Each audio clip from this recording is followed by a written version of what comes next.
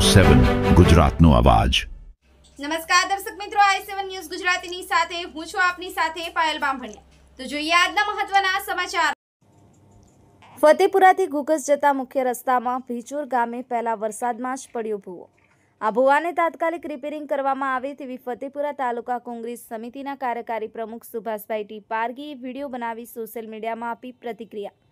ફતેપુરા તાલુકામાં સામાન્ય વરસાદમાં જ રસ્તાઓની બિસ્માર હાલત જોવા મળી રહી છે।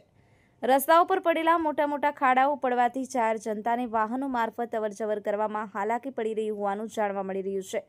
ત્યારે આ મુદ્દે ફતેપુરા તાલુકા કોંગ્રેસ સમિતિના કાર્યકારી પ્રમુખ સુભાષભાઈ ટી પારગીએ સોશિયલ મીડિયા પર ફતેપુરાથી ઘુઘસ જતા રસ્તા મુદ્દે ધ્યાન દોર્યા પછી તંત્રની બેદરકારી સામે સવાલો કરતા જણાવ્યું હતું કે સામાન્ય વરસાદમાં જ ડુંગરા અને ભીચોર ગામના સીમાડા પર મોટો ભૂવો પડી જતા ગ્રામ્ય વિસ્તારમાંથી લોકો કામ અર્થે ફતેપુરા અવરજવર કરવી પડતી હોય છે। વાહન ચાલકો અને વિદ્યાર્થીઓને પણ ભારે હાલાકીનો સામનો કરવો પડી રહ્યો છે।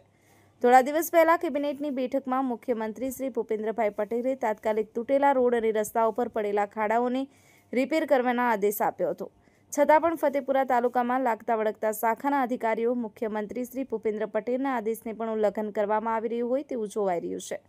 Alkesh Pargi, i7 news Gujarati, Fatepura. જોહાર, જય આદિવાસી। હવે અમે ફતેપુરાથી ઘુઘસ રસ્તા પર ડુંગરા અને ભીચોરના સીમાડા પર ઊભા છીએ। આ જગ્યાએ એક મોટું મતલબ કે લગભગ 1 મીટર જેટલું પહોળું રસ્તાની અંદર ભંગાણ થયું છે। તો તાત્કાલિક જે તે જવાબદાર વ્યક્તિ આવે ને આ ભંગાણ થયું છે એ ભંગાણને સોલ્યુશન કરવામાં આવે, નહીં તો કોઈ રાહદારી અંદર પડી જશે અને મરી જાય એવી પરિસ્થિતિ છે। તો પ્રશાસનને મારી રજૂઆત